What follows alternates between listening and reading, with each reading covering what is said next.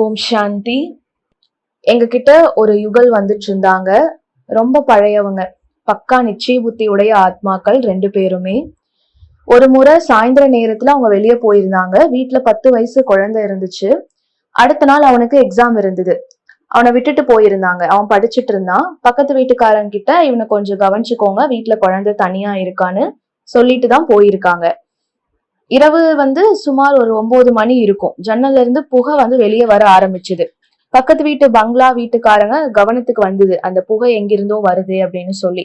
ஓடி போய் அந்த குழந்தை இருக்கிற வீட்டுல பாக்குறாங்க. 4 பக்கத்துல இருந்தும் புகை வெளியே வந்துட்டு இருக்கு. கதவை தட்டுறாங்க. குழந்தை படிச்சுட்டே தூங்கிடுச்சு வேற. கதவை உடைக்கிறாங்க, கண்ணாடி கதவு. குழந்தைய வெளியே எடுத்துட்டாங்க. உள்ள முழுசும் புகை தீ பத்திடுச்சு. ஃபயர் பிரிகேட் எல்லாம் கூப்பிடுறாங்க. ஆனா அவங்க வர்றதுக்குள்ள முழு பங்களாவும் சாம்பலாகி ஒரு பேய் பங்களா மாதிரி ஆயிடுச்சு. காலையில அந்த அண்ணன் கிளாஸுக்கு வந்தாரு. எப்போ ஃபர்ஸ்ட் சீட்ல உட்காருவாரு. ரொம்ப அன்பா முரளி கேட்டாரு. கிளாஸ் முடிஞ்சிருச்சு. அதுக்கப்புறம் என்கிட்ட சொன்னாரு, தீதி நேத்து நைட் எங்களோட பங்களா எரிஞ்சிருச்சு. சாதாரண விஷயம் மாதிரி சொன்னாரு. என்ன சொன்னாரு? நேத்து எங்களோட பங்களா எரிஞ்சிருச்சு.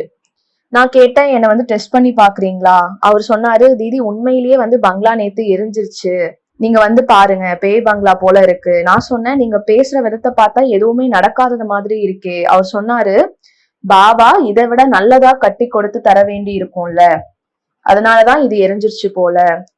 இவ்வளவு கூட முகத்துல சுருக்கமே இல்லை, கொஞ்சம் கூட கவலை இல்லை.